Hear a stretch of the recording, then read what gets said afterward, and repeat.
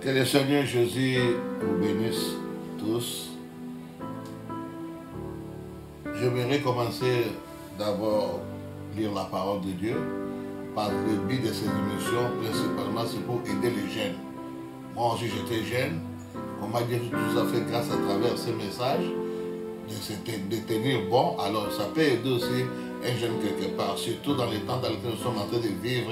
La jeunesse commence à déconvoler. Or, nous devons mettre notre espoir à la jeunesse. Aujourd'hui, la jeunesse vit mal. C'est pourquoi nous voulons apporter aussi, quand même, par la grâce de Dieu, une petite solution pour aider les jeunes. Même pas seulement de notre église, mais des jeunes partout dans le monde. Celui qui sera en contact avec cette émission, ça peut aider. Le but de cette émission, c'est seulement pour aider la jeunesse.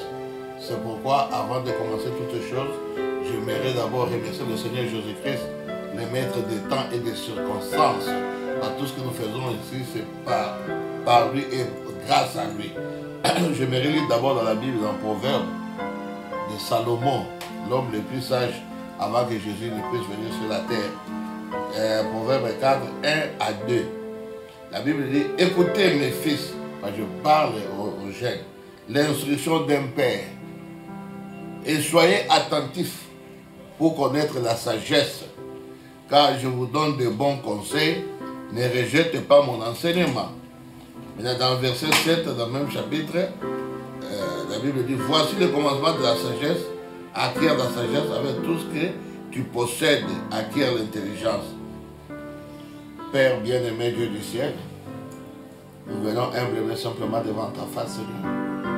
Surtout, je suis en train de faire cette émission, Seigneur, pour aider les jeunes qui sont dans notre église, pourquoi pas ailleurs, avec la petite expérience, Seigneur Jésus-Christ, que j'ai passé aussi dans ma jeunesse, Seigneur Jésus, ça peut aider quelqu'un.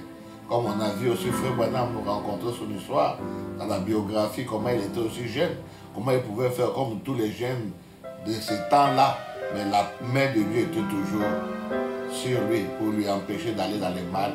Moi, la main de Dieu n'était pas sur moi, mais tu m'as gardé d'une manière autre, papa. Et je te dis merci. Et les écrits de nous ont lire pour ta propre gloire. Au nom du Seigneur Jésus-Christ, notre Dieu, notre roi. Amen. Bon, en bref, moi je suis né le 5 mars 1962 à Kinshasa, Congo, à l'hôpital aujourd'hui de référence Mama Yemo. Alors, si je peux dire une chose, je ne vais pas parler de ce qui se passe. Je vais commencer lorsque j'avais 17 ans. J'ai commencé à sentir que quelque chose n'allait pas dans ma vie. Moi, je pensais que j'allais quitter la terre. Or, c'était l'appel de Dieu qui venait. Alors, je ne comprenais pas ça jusqu'à l'âge de 18 ans. Donc, en 1980, j'ai commencé maintenant à être poussé d'aller vers les églises. Mais pour nous, dans l'époque, c'était ce qu'on appelait des groupes charismatiques. On allait à Fatima là-bas, à Gombe. On essayait de prier, mais le monde était là. Bon, tu vois, comme pour le prophète William Marion Branham, si vous suivez très bien, il nous a prêché. Dieu lui avait dit lorsqu'il avait 7 ans, ne bois pas, ne fume pas, ne suis pas ton corps d'aucune manière. Lorsque tu seras grand, j'aurai un travail à faire avec toi. Non, moi, Dieu ne m'a jamais parlé ainsi. Mais une chose qui est vraie, dans ma vie, je n'ai jamais fumé, je n'ai jamais vraiment pas pris de l'alcool. Mais de l'autre côté, là, j'étais vraiment, j'avais échoué parce que j'étais pleinement dans le monde. Je jouais au football, on suivait des petites filles par-ci par-là. On m'appelait même Papa Joe, donc un Yankee, mais leur papa. Donc c'était vraiment ainsi. Alors, maintenant, en 1980, comme je venais de le dire, je commençais à sentir ce pousser-là d'aller vers Dieu, mais je ne comprenais pas. J'étais catholique, on allait dans les groupes charismatiques, on priait, mais on vivait toujours la même vie. C'était toujours la même vie. Jusqu'à ce que, vers les années 81, vers la fin, je n'ai jamais oublié la date, c'était le 21 septembre 1981, j'avais senti quelque chose d'étrange dans ma vie. J'étais avec une petite fille là devant moi, pendant qu'on parlait jeune, 19 ans. Alors, j'ai senti que je dis non, tu peux quitter, allez. Je l'ai repoussé, et puis je dis non, va. Et la fille est partie, je ne savais plus qu'est-ce qui m'est arrivé. Je suis allé voir ma mère pour dire, maman, je ne sais plus, je ne me sens plus bien.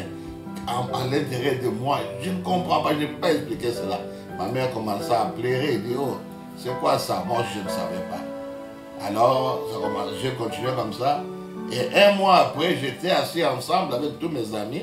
On parlait de n'importe quoi, mais en ce moment-là, je ne voulais plus de voir des jeunes filles. J'ai commencé à repousser les jeunes filles, toujours étant païen.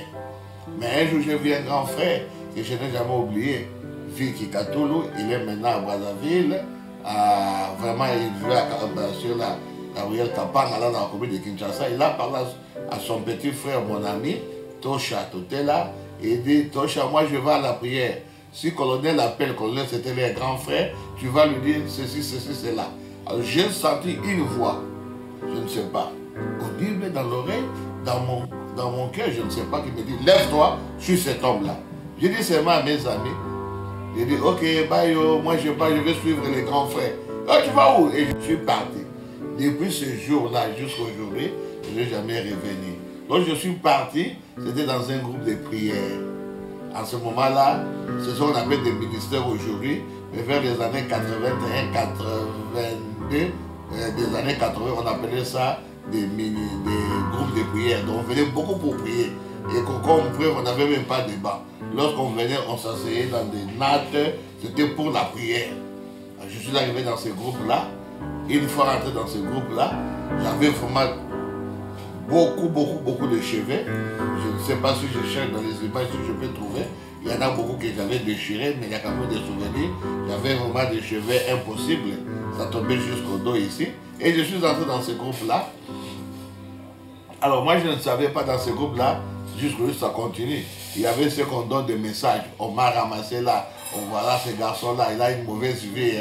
Vie des femmes et tout. Ils avaient raison, mais il ne pouvait pas dire qu'ils buvaient ou ils ne fumaient pas, je ne l'ai jamais fait dans ma vie. Alors, j'ai dit, mais ça c'est quelle église? C'était vraiment merveilleux pour moi. J'ai dit, ok, c'était un certain vendredi, je n'ai jamais oublié, soir, je suis rentré à la maison. Alors maintenant, les dimanches, je dis, ah non, je ne vais pas aller encore là-bas. Et il parle devant tout le monde comme ça. Il détaille la vie des gens, donc je ne veux plus partir. Et je me suis préparé. Maintenant pour aller au stade 24 novembre, pour ceux qui connaissent la commune de Kinshasa.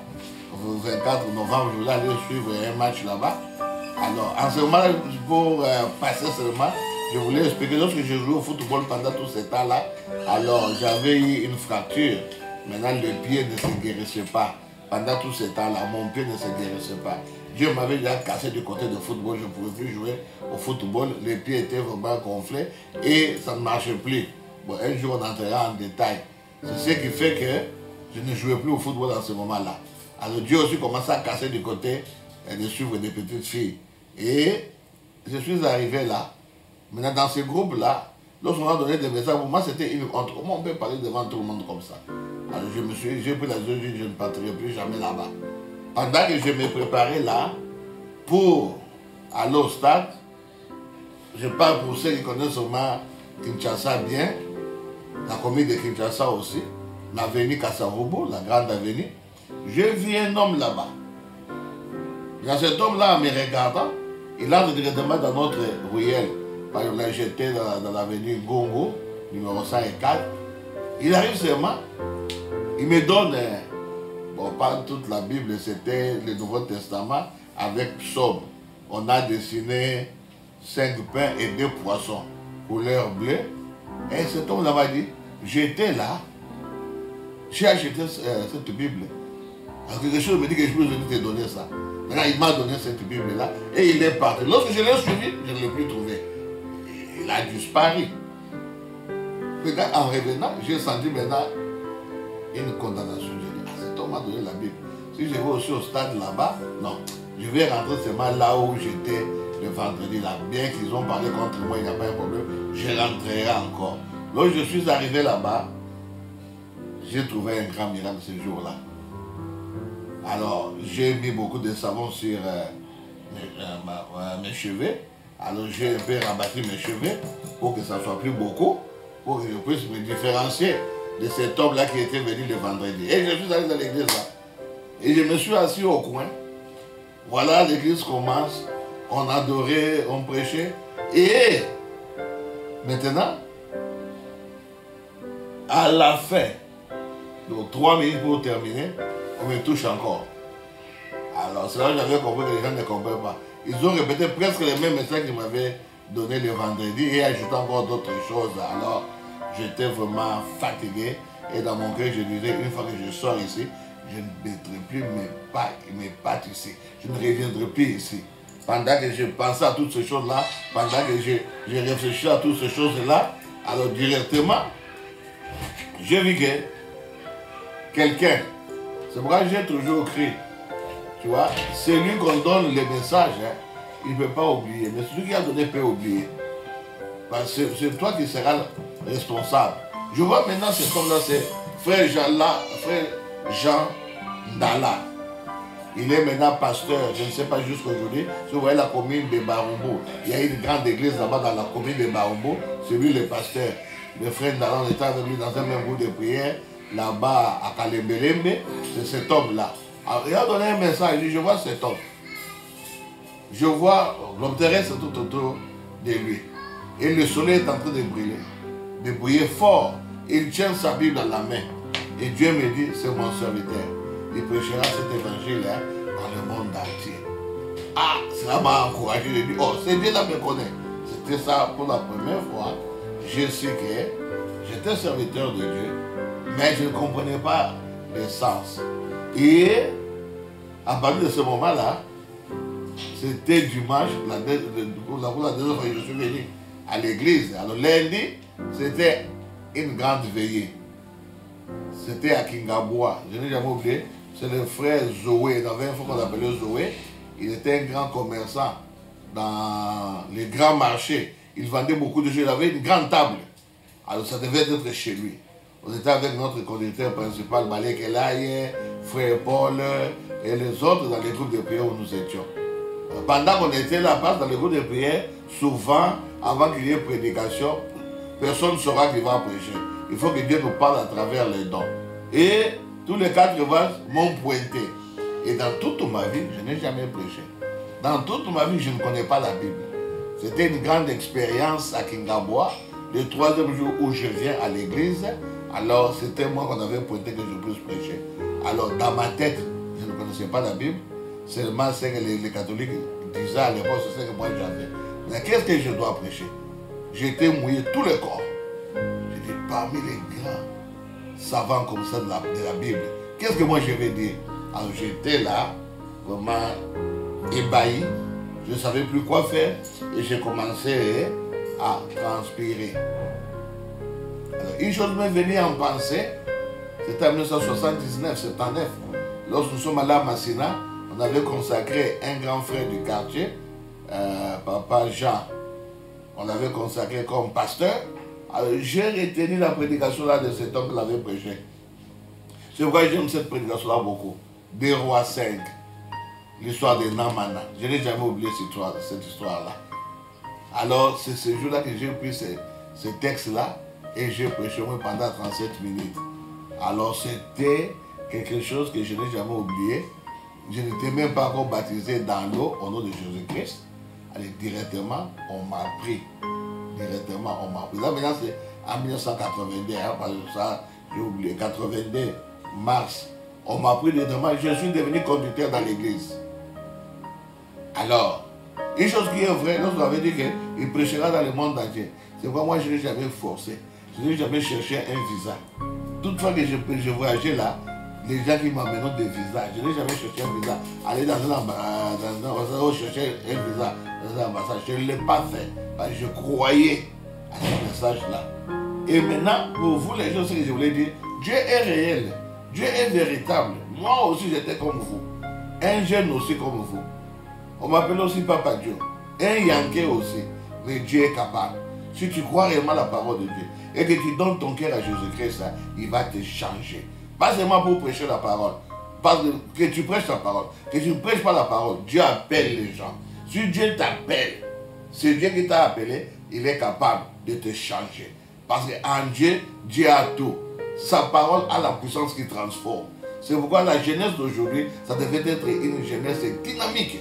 Parce que vous naissez, vous trouvez nous, vos parents, nous connaissons Dieu.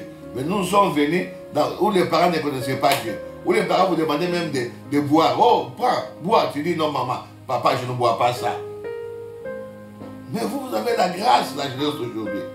Parce qu'aujourd'hui, pour dire la vérité, dans le monde entier, surtout pour nous, Africains, 90% des gens prient. Lorsque vous naissez là, vous nous trouvez déjà dans la parole. Si vous allez à côté, Dieu va vous juger 2 fois. Parce que vous êtes avec des parents qui connaissent Dieu. Mais je ne dis pas, si les parents connaissent Dieu, automatiquement, vous aussi vous êtes sauvés. Non. Vous aussi vous devez faire votre expérience. Vous devez croire comme vos parents avaient cru la parole de Dieu. Vous aussi vous devez venir à Dieu. Mais il faut être sûr, est-ce que Dieu vous a appelé? Si Dieu vous a appelé, Dieu ne peut pas vous abandonner. Lorsque Dieu m'a appelé, premièrement c'était pour les saluer. Moi j'ai pris le baptême dans l'eau 2 fois. Pour la première fois, c'était dans le groupe de prière là au mois de mars. Et celui qui m'avait baptisé, c'est, bon, je crois, il était un chrétien, parce que nous ne sommes pas là pour refuser le ciel aux gens. C'était le frère Fataki. Il vivait sur la ruelle Baraka, toujours à la commune de Kinshasa. Alors, c'est lui qui m'avait baptisé dans le fleuve Congo, à la commune de la Gombe. C'est lui qui m'avait baptisé. Mais pourquoi j'ai repris encore le baptême janvier 83? C'est parce que cet homme-là commençait à injurer le gloire. Lorsqu'il disait, le frère Bam n'est pas prophète, il est comme nous. Il me parlait beaucoup de choses. Il dit non, je ne vais pas sur mon parcours, sur ma route que je dois bâtir, que Dieu bâtira avec moi, que je puisse avoir dans mon histoire des zones sombres. C'est pourquoi j'avais dit non, je recommence ce baptême. Et je suis allé, c'était le 7 ou le 8 janvier 83. C'est le pasteur Batou qui m'avait maintenant baptisé à Chanik, à Kitambo, avec mon épouse, avec ma petite sœur qui est aussi dans la gloire, avec ma sœur bien-aimée, la sœur Kalema, maman Marie qui est en Belgique, avec aussi son petit frère qui est aussi en Belgique.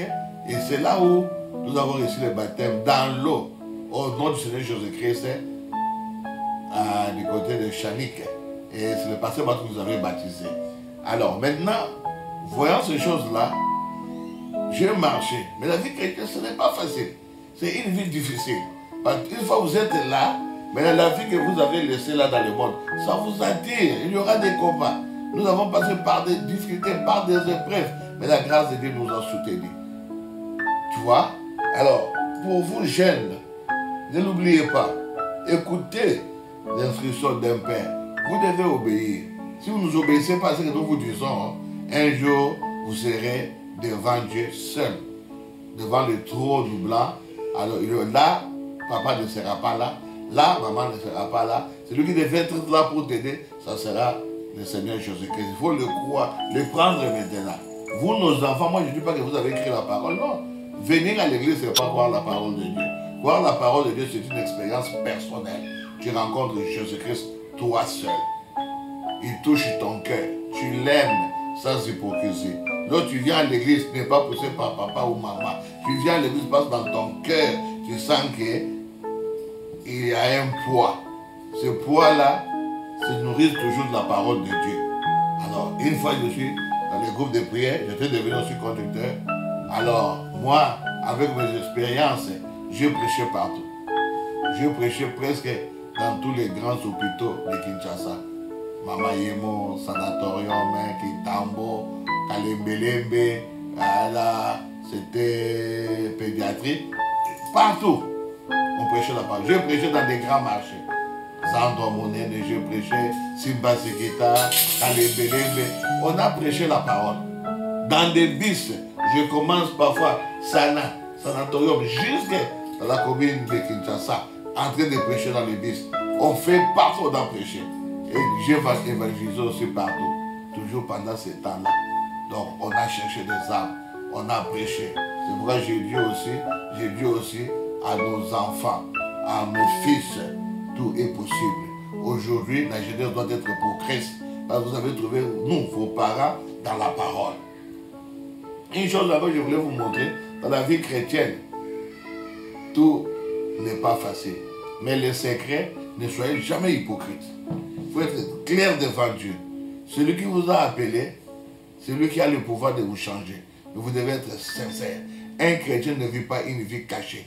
Là où vous êtes faible et que tout le monde voit votre faiblesse. Et ça poussera les gens à prier pour vous. Mais si vous cachez votre vie, vous dites, moi, ma vie est bonne. Mais à l'intérieur, ça ne marche pas. C'est comme tu vas chez un médecin, tu souffres à la tête, tu dis que j'ai mal au bras. Le médecin va aussi ausculter ce mal au bras, et il cherchera. Lorsqu'il trouverait il n'y a rien, c'est toi qui vas souffrir après. C'est la raison pour laquelle nous devons être sincères. Jésus avait dit, venez à moi, vous qui êtes fatigués et chargés, je vous donnerai du repos. Ne péchez pas les petits enfants, venir à moi. Ne les empêchez pas. Aujourd'hui, c'est votre tour. Aujourd'hui, c'est la jeunesse.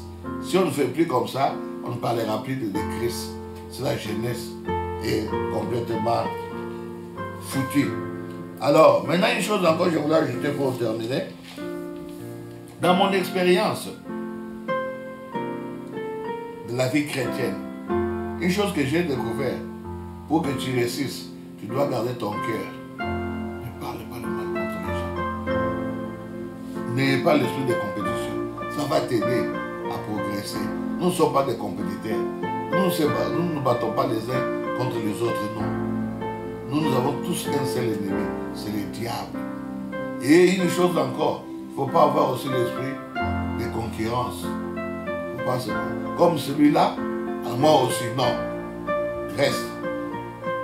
Soyez exactement ce que Dieu vous a demandé d'être. Faites seulement ce que Dieu vous demande de faire. Alors maintenant pour les jeunes, je vous dis encore une chose. Vous devez aimer le Seigneur. N'ayez pas honte à l'école. Parlez de Jésus. Aujourd'hui, le nom de Jésus commence à disparaître. Ça devient seulement comme des théâtres. Pour trouver quelqu'un sur la route en train de parler de Jésus, ça devient difficile. Alors, j'étais dans les groupes de prière. J'étais bouillant pour le Seigneur. Mais un jour, Dieu nous a fait grâce pour que je puisse venir dans les messages. Toujours dans les années 82. Je crois toujours au mois de septembre. Je commençais maintenant à faire des va-et-vient. Je viens dans les messages, je rentre dans notre groupe. Je viens dans les messages, je rentre dans notre groupe. Jusqu'à ce qu'un jour, pendant qu'on faisait des va-et-vient là, je prêchais à l'hôpital Mamayemo. On avait fait un mois. Moi, le pasteur Bélès qui est dans la gloire, frère Banga, il venait aussi des temps autres, frère Benda, il venait aussi des temps autres. Mais moi, avec le pasteur Bélès, nous avons terminé, on a prié partout jusqu'à pavillon 26. On a partout, nous sommes entrés partout, en train de prêcher l'évangile à l'hôpital Mamayemo. Et en ce temps-là, au retour, on passait maintenant à Kitega, là où il y avait le foyer de Kitega. C'est le pasteur qui dirigeait cela. C'est là où on était en contact maintenant avec les messages. On était toujours en train de mixer. Jusqu'à ce qu'un jour, je n'ai jamais oublié ça. C'était le 24 décembre ou bien le 22 décembre 1982. Il y avait notre ancien qui est aussi dans la gloire, Assoba Liévin, qui avait prêché la parole parlée et la semence. Oh, génial. Bon, parce que dans notre foyer, on était au moins dans les trentaines de personnes. Hein. C'était ces mêmes petites maisons remplies de la chaleur. Et lorsque le pasteur Assoba a prêché, moi j'étais dans le premier bas. Il quitte la chair. Il vient, il me touche à la tête comme ça. Il me dit, si tu viens ici pour prendre le message, ramenez ça dans votre groupe et prêchez là-bas. Et toi qui prêches, et le groupe, tous vous êtes morts. Parce que Dieu n'aime pas le mélange, Dieu n'aime pas l'hybridation. C'était ce jour-là que j'avais pris la décision de ne plus faire de va-et-vient. J'ai opté maintenant de rester dans le message de Frère Branham. J'ai quitté le groupe de prière. Je suis allé démissionner vraiment normalement. Quoique le groupe n'a pas pu supporter cela, il m'appelait messager, messager. Il n'avait pas de cœur pour me lapider, mais ils m'ont seulement damé avec beaucoup de bénédictions de la Bible sur la tête. Pas avoir de gloire à Dieu. Ça m'a fait du bien. Et voilà, là maintenant je suis venu dans le message pour toujours. Bien que dans les années 82, là, je mélangeais le message et le groupe de prière. C'était difficile de quitter le groupe de prière parce que dans cette époque-là, dans les messages, les problèmes d'onction, il n'y en avait pas vraiment.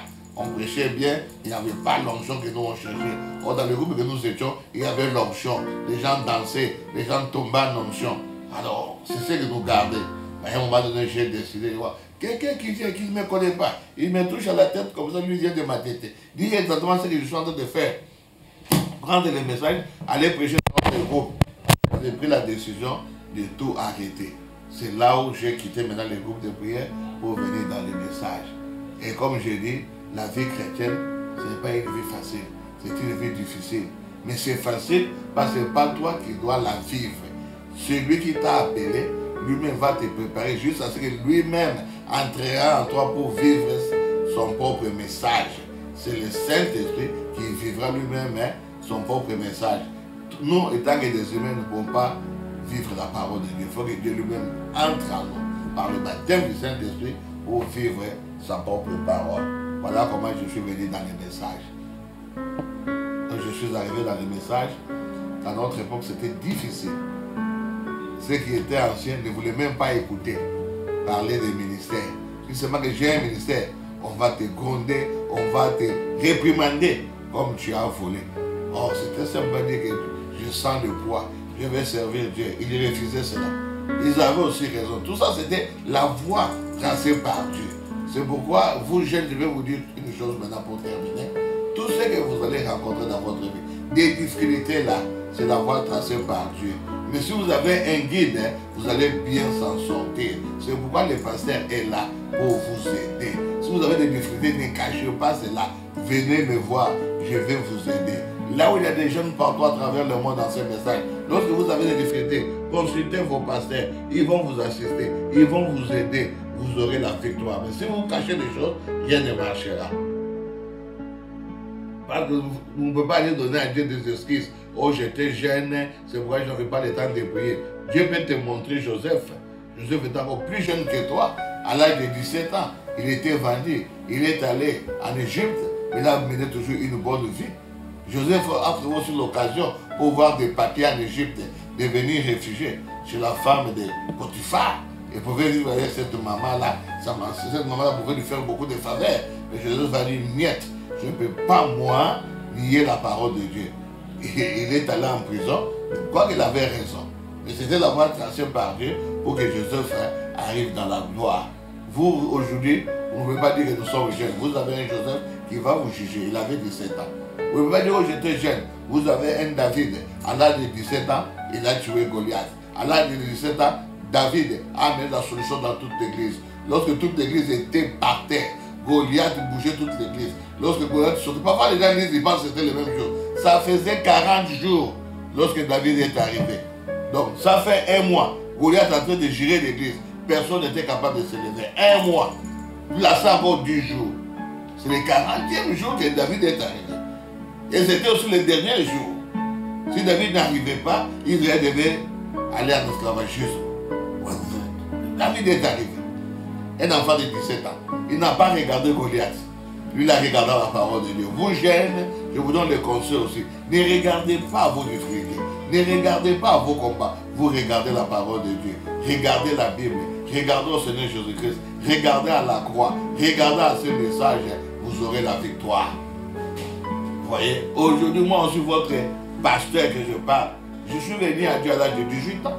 Jusqu'à aujourd'hui, j'ai 61 ans. Je n'ai jamais rentré dans le monde. Tu vas dire non parce que tu étais prédicateur. Non. On n'a pas commencé à prêcher aussitôt. On était aussi des brebis. Nous sommes restés sur les bancs et nous avons ici écouté. À un moment donné, nous sommes levés pour prêcher la parole de Dieu. Maintenant, comprenez une chose, on commencera à faire ces émissions. J'aurai besoin de vos questions, vos difficultés, vos problèmes. Je prendrai la Bible pour vous répondre. Si c'est possible aussi, ajoutez même les messages. Même si vous n'êtes pas dans le message de Frère Branham, lorsque nous lisons le message, croyez ça. C'est la parole de Dieu, ça peut vous aider. Dans ces temps, Dieu nous a envoyé un prophète avec la vraie parole. Vous pouvez écouter tout ce que les gens disent. Oh, celui qui est Dieu, non. C'est mal interprété la parole. Il n'y a qu'un seul Dieu. Son nom, c'est le Seigneur Jésus-Christ. Moïse était Dieu. Ça, c'est vraiment placer ça dans un autre contexte. Lorsqu'on parle de Dieu, la Bible dit qu'il y a un seul Dieu. un seul médiateur entre Dieu et les hommes. C'est le Seigneur Jésus-Christ. Voilà à vous la jeunesse. Aujourd'hui, c'était juste une introduction pour vous montrer que tout est possible. Moi aussi, j'étais jeune comme vous. J'étais aussi dans le monde. Je jouais le football. Je jouais les jeunes filles. J'étais dans l'ambiance. On faisait toutes ces choses-là. Mais moi, pour vous dire la vérité devant Dieu, Dieu m'écoute. Pas même un mois. Toute la vie là est partie. J'ai rencontré le véritable Dieu. Quoique j'ai eu des difficultés, des naufrages avec des filles, mais je n'ai jamais tombé. Par la grâce de Dieu. Je n'ai jamais tombé avec une fille. Par la grâce de Dieu. Même dans ce moment où j'étais fait, je dis, ici je pars. Mais la main de Dieu venait toujours. Parce que Dieu sonde les reins et les cœurs. Si dans votre cœur vous n'aimez pas quelque chose, mais vous êtes arrivé devant la chose, Dieu va venir pour vous secourir. Parce que Dieu voit votre cœur, vous n'aimez pas la chose, il ne va pas vous laisser tomber. Aujourd'hui, on s'arrête là en vous disant une chose. Notre Dieu est véritable. En vous disant une autre chose. Jésus revient bientôt. En vous disant autre chose. Cherchons à mettre nos vies en ordre. Parce qu'à partir de l'âge de 12 ans, Dieu compte votre vie. Mais ceux qui sont en dessous de 12 ans, Dieu ne peut pas compter. C'est pourquoi si vous prenez un disque, vous allez voir les disques, parce qu'aujourd'hui c'est porté disparu, mais dans l'époque il y avait des disques. Vous allez voir avec les disques, il y a 3 parties. Lorsqu'on met la tête là où il y a l'aiguille, vous allez voir que les disques tournent, mais il n'y a pas de paroles enregistrées. À un moment donné, ça commence à parler. À un moment donné, ça s'arrête. C'est ça la vie de l'homme. Lorsque tu es dans l'âge de l'innocence, Dieu ne peut pas compter tes péchés. Mais une fois que les disques commencent à jouer, Dieu commence à compter tes péchés. Et lorsque ça s'arrête, c'est que la mort finit.